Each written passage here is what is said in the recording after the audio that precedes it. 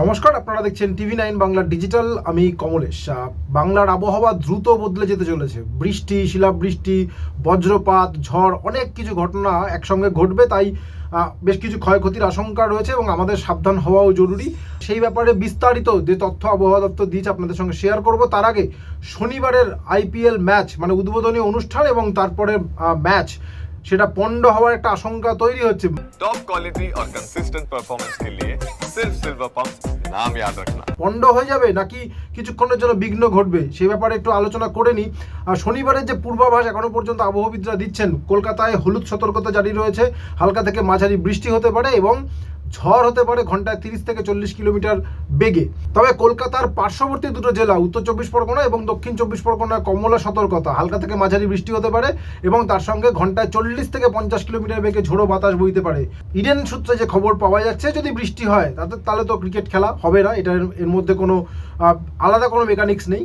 কিন্তু যদি বৃষ্টি মোটামুটি হয়, মাঝারি ধরনের বৃষ্টি এবং হালকা ঝড় হয়, তাহলে থেমে যাওয়ার আধ ঘন্টা থেকে 1 ঘন্টার মধ্যে খেলা শুরু হয়ে যেতে পারে। কিন্তু যদি প্রবল বৃষ্টি হয়, মানে অল্প সময়ে যেরকম বৃষ্টি আমরা মাঝে মধ্যে দেখতে পাচ্ছি, মানে একটু বেশি রকমের মাঝারি ধরনের বৃষ্টি, মানে ভারী বৃষ্টির কাছাকাছি বৃষ্টি যদি হয়ে যায়, তাহলে কিন্তু ম্যাচ পণ্ড হয়ে যাওয়ার আশঙ্কা, মানে উদ্বোধনী অনুষ্ঠান এবং ম্যাচ পণ্ড হয়ে যাওয়ার একটা আশঙ্কা থেকেই যাচ্ছে।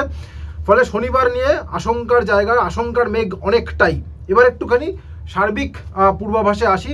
তার কারণ ওই যেটা গতকাল বলছিলাম, এই এমন কালবৈশাখের সময় একসঙ্গে অনেকগুলো ইভেন্ট হয়, তো 1 বৃষ্টি, 2 ঝড়, 3 বজ্রপাত এবং শিলাবৃষ্টি, সব তাতে চাষের বিরাট ক্ষয়ক্ষতি হওয়ার একটা আশঙ্কা থাকে এবং বজ্রপাতে প্রাণহানির আশঙ্কাও থাকে। সুতরাং আবহাওয়াবিদরা যেটা বলছেন, যখনই আশঙ্কা বুঝবেন যে আবহাওয়া খারাপ হচ্ছে, সবাই যেন কংক্রিটের ছাদের তলায় চলে আসবেন। মৌসুম ভবনের দামিনী অ্যাপ রয়েছে, যেখানে আপনার অঞ্চলে বজ্রপাত হওয়ার আশঙ্কা কতটা সেখান থেকে একটা আভাস পাওয়া যায়। অবশ্যই এই অ্যাপটা ডাউনলোড করে রাখলে, কিন্তু ইনস্টল করে রাখলে আপনারা একটা তথ্য পেয়ে যাবেন। এবার বিস্তারিত তথ্য।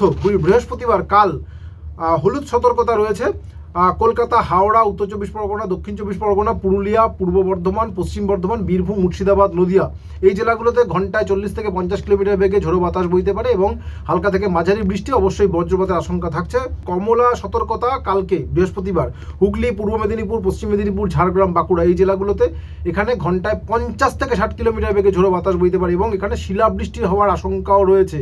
এর বাইরে অন্য জেলা শিলাবৃষ্টি হবে না এমন নয়, কিন্তু এই জেলাগুলোতে বিশেষভাবে পূর্বাভাস দেওয়া হয়েছে। শুক্রবার দক্ষিণবঙ্গের প্রতিটি জেলায় কমলা সতর্কতা, ঘন্টায় 50 থেকে 60 কিলোমিটার বেগে ঝোড়ো বাতাস বইতে পারে, শিলাবৃষ্টি হতে পারে এবং হালকা থেকে মাঝারি বৃষ্টি হতে পারে। শুক্রবার থেকে বৃষ্টি বাড়বে উত্তরবঙ্গে সবকটা জেলাতেই হলুদ সতর্কতা রয়েছে, তবে উত্তরবঙ্গে ঝড়ের দাপট তুলনায় কম থাকবে।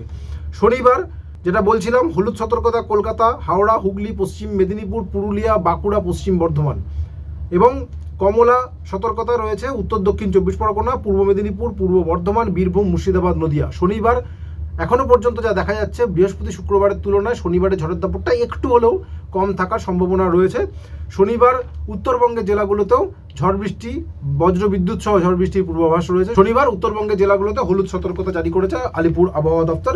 রবিবার বৃষ্টিপাত এবং ঝড়ের দাপট অনেকটাই কমবে, তবে দক্ষিণবঙ্গ জুড়ে সেদিনও হলুদ সতর্কতা রয়েছে, বজ্র বিদ্যুৎ সহ বৃষ্টি হতে পারে। এবং যেটা ভালো খবর সেটা হচ্ছে, এই যে গরম পড়েছিল, প্রবল গরম, 40 ছুঁয়ে ফেলেছিল তাপমাত্রা, 38, 39, 40 এই রেঞ্জে তাপমাত্রা ঘোরাফেরা করছিল। এই গরমটা বৃষ্টি হলে পরে বৃহস্পতি, শুক্র, শনি এই সময় তাপমাত্রা অনেকটাই কমে আসবে। সর্বোচ্চ তাপমাত্রা 3 থেকে 5 ডিগ্রি কমতে পারে। বিশেষ করে শনিবার দেখা যাচ্ছে কোথাও সর্বোচ্চ তাপমাত্রা 30, কোথাও 30-এর নিচেও হয়তো নেমে আসতে পারে। এবং যে আশঙ্কার জায়গাগুলো আরও একবার বলে রাখা ভালো, কারণ এর আগের শিলাবৃষ্টিতেই বহু জায়গায় আলু এবং সবজি চাষে ব্যাপক ক্ষয়ক্ষতি হয়েছে। আবহাওয়াবিদরা মনে করিয়ে দিচ্ছেন, শিলাবৃষ্টির সতর্কতা যেহেতু রয়েছে, তাই যে ফসলগুলো মাঠ থেকে সরিয়ে দেওয়া সম্ভব সেগুলো অবশ্যই আপনারা সরিয়ে দেবেন। এই মুহূর্তে নতুন করে কীটনাশক স্প্রে করবেন না। চাষের কাজ আপাতত এই বৃষ্টি বাদলার কথা মাথায় রেখে যা করণীয় আপনারা ভালো জানেন, সেই অনুযায়ী ব্যবস্থা নেবেন। এবং বজ্রপাতের সময় অবশ্যই আপনারা নিরাপদে থাকার বন্দোবস্ত। গোটা বাংলার জন্য এই পূর্বাভাস। প্রতি বছর এই সময় বজ্রপাতে বহু মানুষের মৃত্যু হয়। সুতরাং বজ্রপাত যে সময় হতে পারে আকাশ কালো করে এলে অবশ্যই কংক্রিটের ছাদের তলায় চলে আসুন। এটুকু সতর্কতা আপনাদের সবার জন্য। সাবধানে থাকবেন। আপাতত এটুকুই। সঙ্গে থাকার জন্য অনেক ধন্যবাদ।